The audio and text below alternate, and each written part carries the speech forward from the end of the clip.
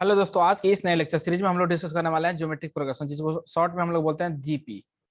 ठीक है ना, जीपी। तो चलिए देखते हैं सबसे पहले कि जीपी का मींस ज्योमेट्रिक प्रोग्रेशन का डेफिनेशन क्या होता है, बेसिक डेफिनेशन क्या होता है। ठीक है ना, उसके बाद से हम लोग देखेंगे कि जीपी को हम लोग कैसे आइडेंटिफाई कर पाते हैं। ठीक है ना, और इसका स्टैंडर्ड अपीयरेंस कैसे लिखा जाता है, इन सारी चीजों को हम लोग डिस्कस करने वाले हैं। उसके बाद से हम लोग देखेंगे कि nth टर्म ऑफ जीपी और you can say general term of GP, इन सारी चीजों को डिस्कस करने वाले हैं। ठीक है ना, तो सबसे पहले देखते हैं कि डेफिनेशन क्या है, basic definition. A sequence of non zero number, A sequence of non zero number, ये इंपॉर्टेंट है। यहाँ पे नॉन जीरो क्यों इंपॉर्टेंट है, आप इस चीज को ध्यान दीजिएगा। नॉन जीरो, नॉन जीरो ऐसा क्यों ये इंपॉर्टेंट है यहाँ पे?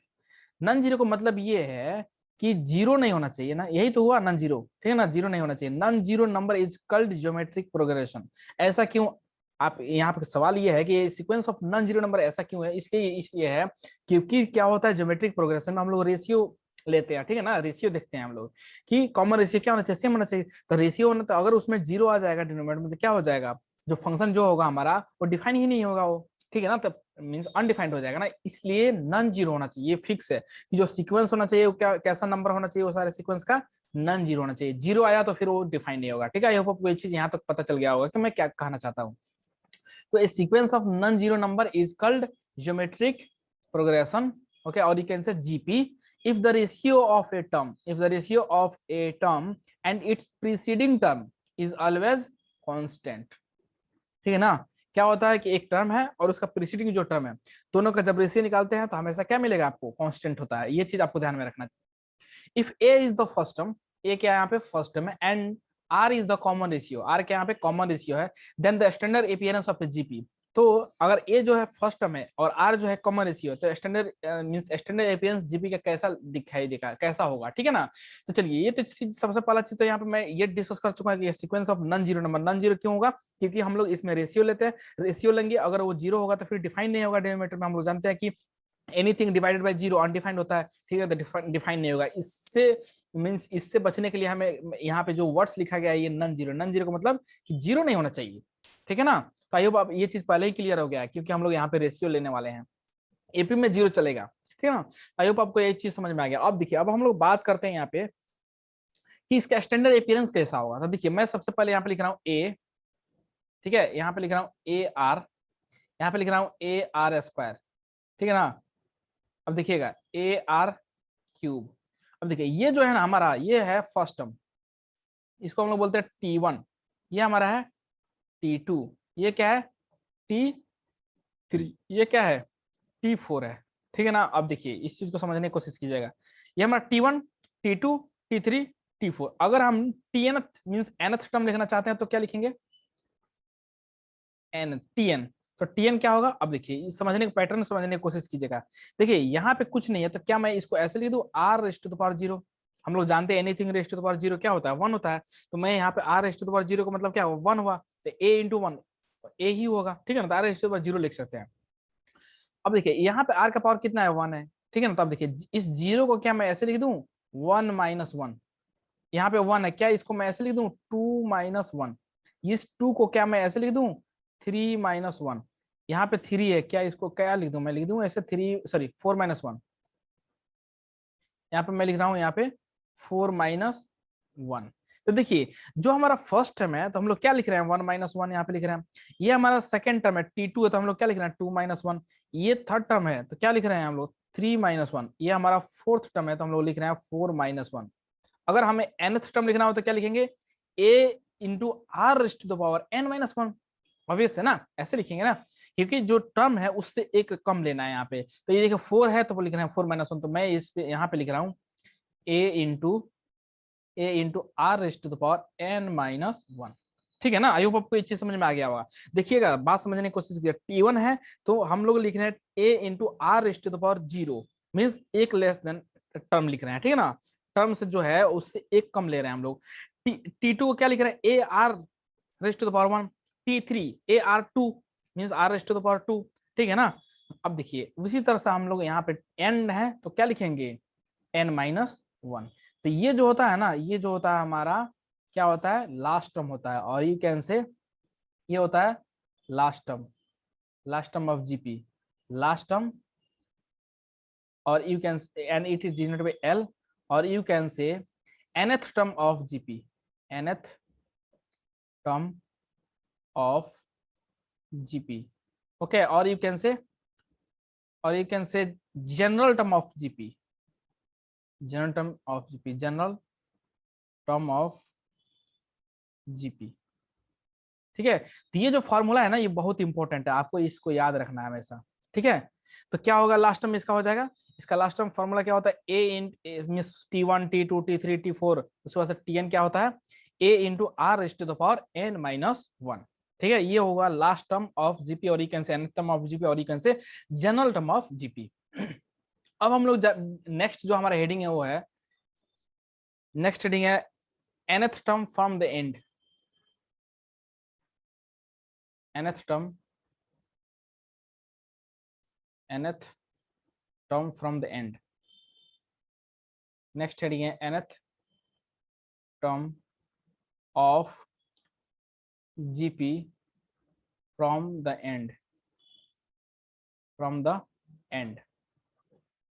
ठीक है ना। अब देखिए इसमें क्या करने वाले हैं हम लोग,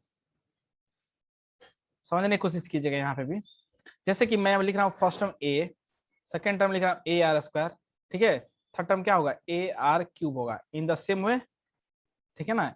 nth टर्म जो होगा क्या होगा a r raise to the power n minus 1, और उसको हम लोग क्या लिख सकते हैं, एल भी लिख सकते हैं, ठीक है ना, उसको क्या लिख सकते हैं हम लोग, एल लिख सकते हैं, ठीक है। तो ये हमारा एल हो गया लास्ट टर्म, जिसको लास्ट टर्म बोलते हैं, ठीक है ना। अब एक चीज समझने की कोशिश कीजिएगा, यहाँ पे क्या हो रहा है कि ये ए है, और इसके बाद से क्या हो रहा है, सॉरी ये ए आर होगा, यहाँ पे ए होगा, ये ए आर होगा, ठीक है ना, ये ए होगा, उसके बाद ए आर, ये ए है यहाँ पे, ये क्या है ए आर है, ये क्या है ए आर स्क्वायर है, ये क्या ए आर क्यूब है। कहने का मतलब ये है कि आर जो है मल्टीप्लाई होकर आ रहा है, जो भी अगला टर्म जो मिल रहा है उसमें आर जो है मल्टीप्लाई होकर मिल रहा है, ठीक है ना। मीन्स ए है, उसके बाद से फिर से उसमें आर से मल्टीप्लाई कीजिएगा तो ए आर मिलेगा, आर से मल्टीप्लाई कीजिए तो ए आर स्क्वायर मिलेगा, फिर से मल्टीप्लाई कीजिएगा आर से तो ए आर क्यूब मिल जाएगा, ठीक है ना। इन आगे बढ़ने पे आर से मल्टीप्लाई मिलना, अगर इसी चीज को मैं बोलूं कि आप बैक साइड जाइए, मीन्स उल्टा उल्टा चलिए, ए आर क्यूब है, उससे जस्ट पीछे जा रहे हैं तो क्या मिल रहा है ए आर स्क्वायर मिल रहा है, यानी कि आर जो है डिवाइड हो रहा है ए आर क्यूब में, उसके बाद जैसे पीछे जा रहा है तो क्या मिल रहा है ए आर स्क्वायर मिल रहा है, यानी आर से डिवाइड हो रहा है। फिर उसके जस्ट पीछे जाइएगा तो क्या मिल रहा है ए आर मिल रहा है, यानी कि आर जो डिवाइड हो रहा है, यानी कि क्या कहने का मतलब ये है कि 1/r से मल्टीप्लाई हो रहा है, ऐसे भी आप सोच सकते हो। तो ये जब एल है तो इससे जस्ट पहले वाला क्या होगा L/r हो जाएगा, 1/r से मल्टीप्लाई कर दीजिए और इक्वल से r से डिवाइड कर दीजिए, ये भी बात समझ में आ गया। और इससे जस्ट पहले क्या हो जाएगा L/r स्क्वायर हो जाएगा, समझ में आया ना। जैसे आगे की तरफ बढ़ रहे हैं तो r से मल्टीप्लाई हो रहा है, पीछे की तरफ जा रहा है तो r से डिवाइड हो रहा है। तो ये अगर l है तो ये क्या हो जाएगा L/r, ये क्या हो जाएगा L/r स्क्वायर हो जाएगा, ठीक है ना। अब देखिए हमें क्या फाइंड करना है, nth टर्म फ्रॉम एंड, ये हमें फाइंड करना है, ठीक है ना। तो क्या हो जाएगा वहां पे क्या होता है a into r raise to the power n-1, तो a क्या था फर्स्ट टर्म था, यहाँ पे nth term from the and हम लोग निकाल रहे हैं, तो यहाँ पे हो जाएगा l, ठीक है ना।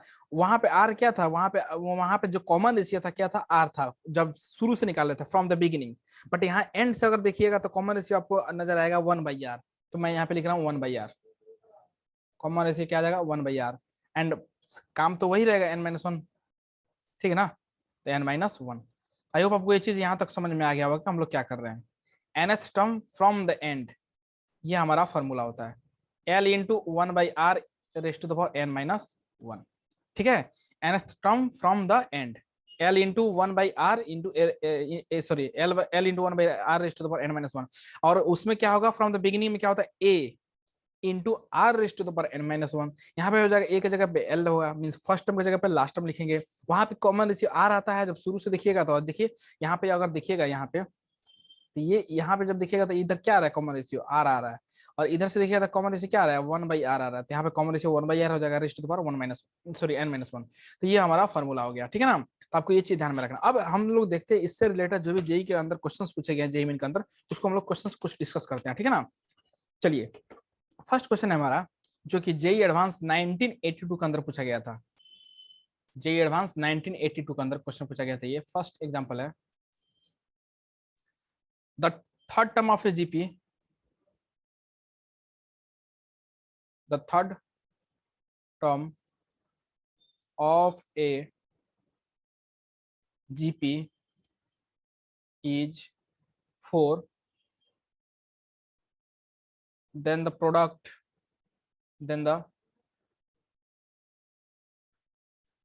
of the first 5 term, product of first 5 terms is। देखिए कहने का मतलब ये है कि आप इस क्वेश्चन को एक बार समझिए, रीड कीजिए अच्छे से, ठीक है ना। अगर आप क्वेश्चन समझ गए तो आंसर तो फिर आसान होता है, ठीक है। मैं इस पहले दे देते हैं कि जेई एडवांस 1982 के अंदर ये पूछा गया है, ठीक है ना। चलिए अब देखते हैं इस क्वेश्चन को कैसे हैंडल करेंगे।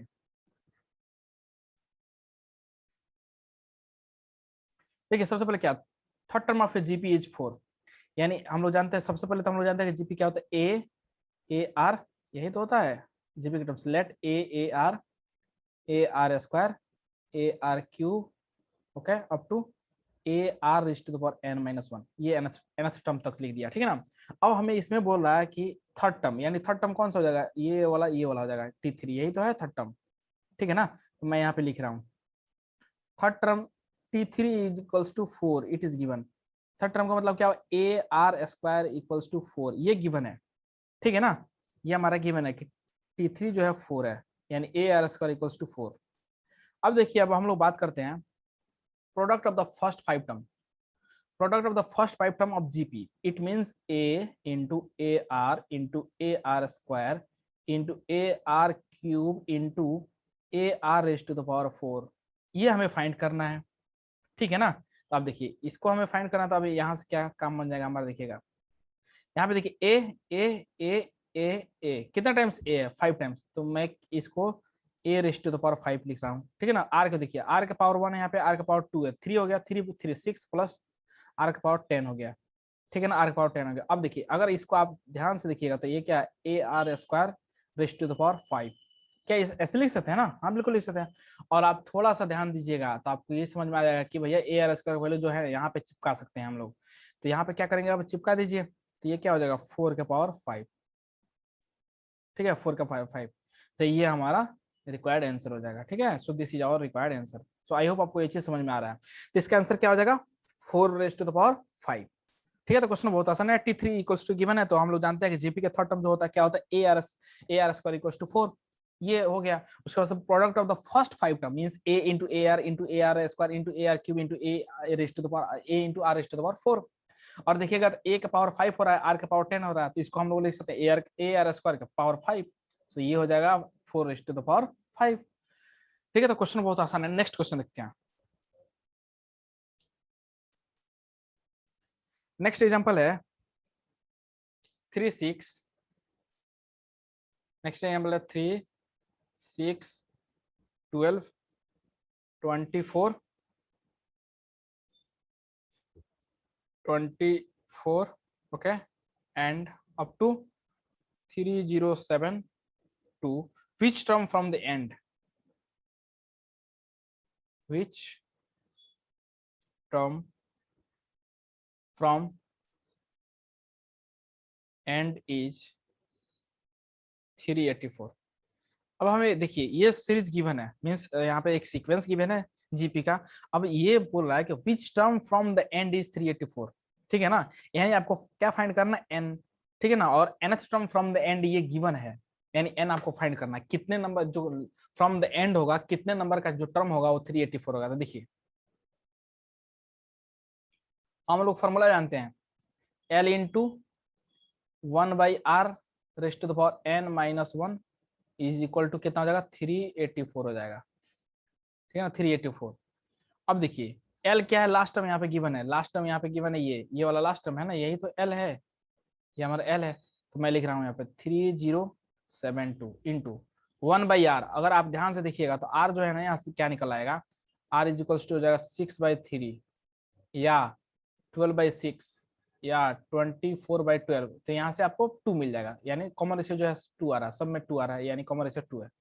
तो मैं यहाँ पे लिख रहा हूँ 1/2 raise to the power n minus 1 is equal to, ये क्या है 384 है, गिवन है ऑलरेडी, ठीक है ना। अब देखिए अगर आप थोड़ा सा ध्यान दीजिएगा तो ये टर्म को 384 को और इसको कैंसिल कीजिएगा ना, तो ये आ जाएगा आपको 1/2 raise to the power n minus 1 is equal to, ये आ जाएगा यहाँ से 1/8। ठीक है, क्या अब हम लोग सॉल्व कर सकते हैं इसको? हाँ बिल्कुल कर सकते हैं, बिल्कुल बहुत ही आसान है। 1/2 raise to the power n minus 1 is equal to 1/8 को क्या लिख सकते हैं हम लोग? 1/2 रेज़ टू द पावर 3। और आप देखिएगा तो बेस सेम हो गया, ये 1/2 है, यहाँ पे 1/2 है, यानी हम लोग कंपेयर कर सकते हैं पावर को। ठीक है, पावर को अब हम लोग आसानी से कंपेयर कर पाएंगे। तो मैं यहाँ पे लिख रहा हूँ n minus 1 is equal to 3। n का वैल्यू कितना आ जाएगा? 4। So this is our required answer. ठीक है ना, this is our required answer. I hope आपको ये चीज यहाँ तक समझ में आ रहा है। ठीक है ना, कि हम लोग क्या कर रहे हैं। ठीक है, तो यहाँ पे क्या क्वेश्चन बहुत आसान था। यहाँ पे 3 6 12 गिवन था, तो r का वैल्यू हो जाएगा 2। ठीक है ना, उसके बाद से लास्ट टर्म गिवन है यहाँ पे 3072 और 384 जो है ना, बोला है कि nth term from the end, ये गिवन है 384। ठीक है ना, अब उसके बाद से हमें n निकालना था, तो n हम लोग ऐसे निकाल सकते हैं। ठीक है, तो आई होप आपको अच्छे समझ में आ रहा है। बहुत लल्लू क्वेश्चन है, यहाँ तक तो समझ ही जाए। नेक्स्ट क्वेश्चन देखते हैं कि जो कि जेई मेन 2005 के अंदर क्वेश्चन पूछा गया था, बेसिक क्वेश्चन है जेई मेन 2007 के अंदर। ठीक है ना, नेक्स्ट क्वेश्चन देखिए।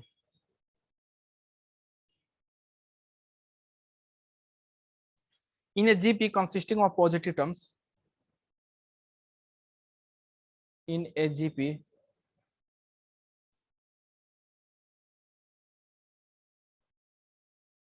consisting of positive term, each equals